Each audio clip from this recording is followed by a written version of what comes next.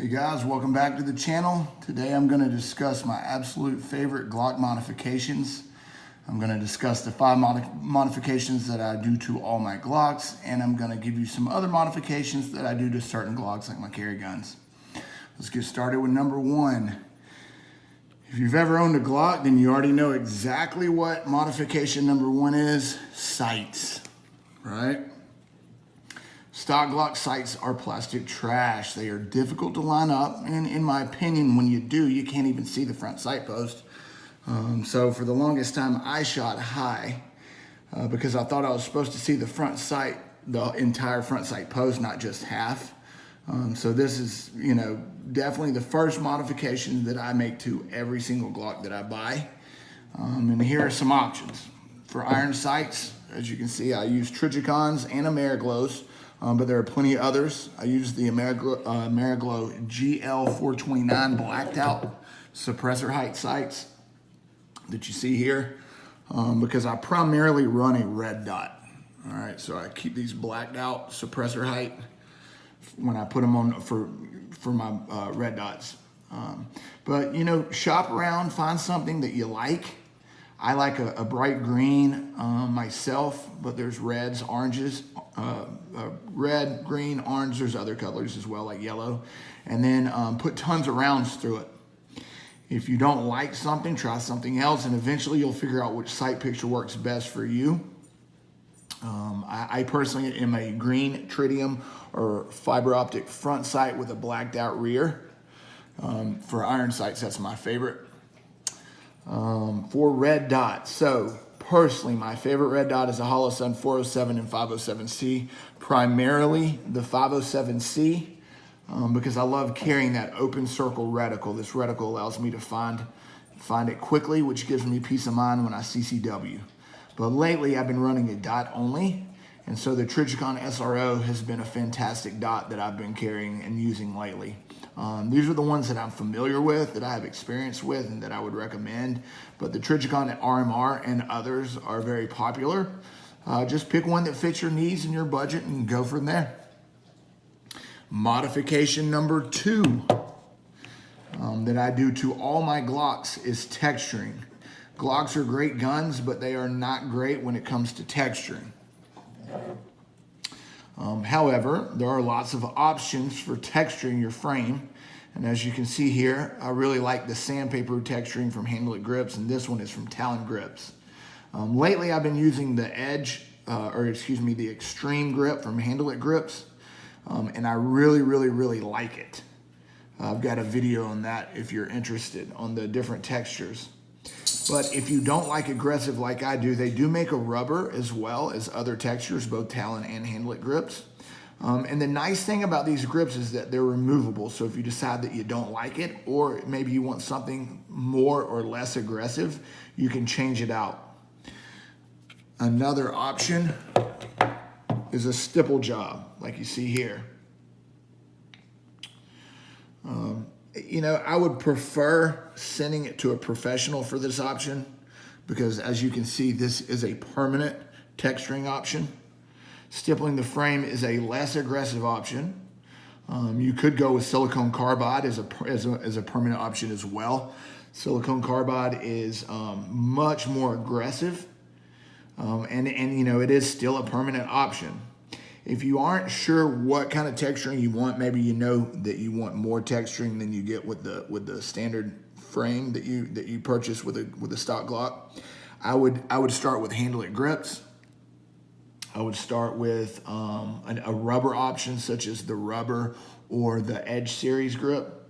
And then if you decide you want something more or less aggressive, you can always remove it, clean the frame, and then apply a different grip option. Modification number 3 is an undercut. All right, so you can see here, a single undercut is good enough for me, but a double undercut is a great option as well. Modifications 2 and 3, texturing and undercut, are done at the same time. So although I have put them in order here, it was done specifically for the video, not by order of importance. I will use like an 80 grit or a 120 grit Dremel sanding bit, and then start working on this hump right here until it smooths out. I will then polish it with like sanding, or by sanding with a higher grit until it smooths out. You can find plenty of YouTube videos in this process if you're interested. And as you can see with this Glock 19 right here, all right, you can send these out to professionals who will do a much better job.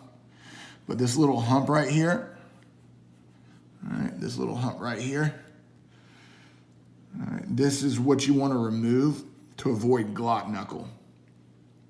So if you plan on shooting your gun a lot, this will help drastically by reducing the friction along the strong hand knuckle. Modification number 4 that I do to all of my Glocks is a stainless steel guide rod. All right, I use a tungsten guide rod as well, but stainless steel is usually cheaper and works great for those of us who shoot thousands of rounds a year. Sure, they add weight up front, and that does help to mitigate recoil by reducing muzzle rise. But I use a stainless steel guide rod because it's easier to change out the springs every 5,000 rounds. I will also change out the weights like I did with the DR920 when it had some issues cycling rounds after I got it ported. I changed out the spring to a 15-pounder like many of you suggested in the comments. And I haven't had a malfunction in hundreds of rounds since. A stainless steel guide rod allows for swapping of springs, right? So you can switch them out, 17 pound, 15 pound. This is a 15er right here. I get this one from Lone Wolf, all right? And you can switch them out using a little tool right here, pop that off and just switch them out. This one's from Lone Wolf, but there are tons of companies that make guide rods that allow for swapping the springs. Modification number 5 is a trigger shoe. I don't like to change out OEM parts when it comes to Glock triggers, or most of the OEM parts for that matter, but I've really come to like a flat face trigger. So if I know I'm gonna be putting thousands of rounds through a gun, I will replace the flat face trigger. I personally use the Overwatch Precision Polydat flat face trigger shoe. But there are many flat face triggers being manufactured by companies right now. And it can be overwhelming to try to find one or sort out. Basically, you're guessing, right? If you've not shot it. And if you have, then you get an idea of what you want. But sorting out or guessing and then spending lots of money to find the right one, it can be overwhelming. Companies like Overwatch Precision, Ranger Proof makes a good one. 10 Johnny Glocks. A buddy of mine likes one from a company called Train with a Purpose. But there are so many. So if you find one that you might be interested in, I would recommend doing your research before purchasing it, or you might end up installing it and then deciding that you don't like it, and now you've got a product that you don't want. So we got another one here. Another flat face Polydat from Overwatch Precision.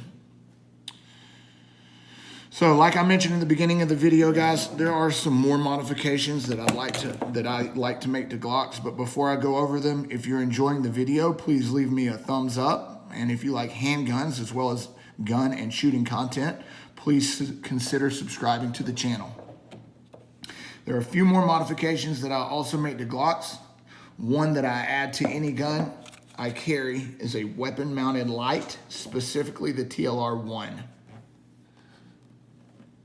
I really like this light because it's bright and fairly cheap. I work second shift coaching kids, and when I get off work, it's always dark. So I use a handheld light every night. But if I were to have to draw my concealed carry gun, I like to be able to keep a solid master grip on the handgun and have plenty of light available if I need it. So I will use one of these on all of my CCWs. The next modifications I make to Glocks are to polish the internals, including the connector. And I'll also add an OEM Overwatch Precision minus connector when I want to lighten the trigger pull. So I'll polish all these frame internals, all the metal that you can see here.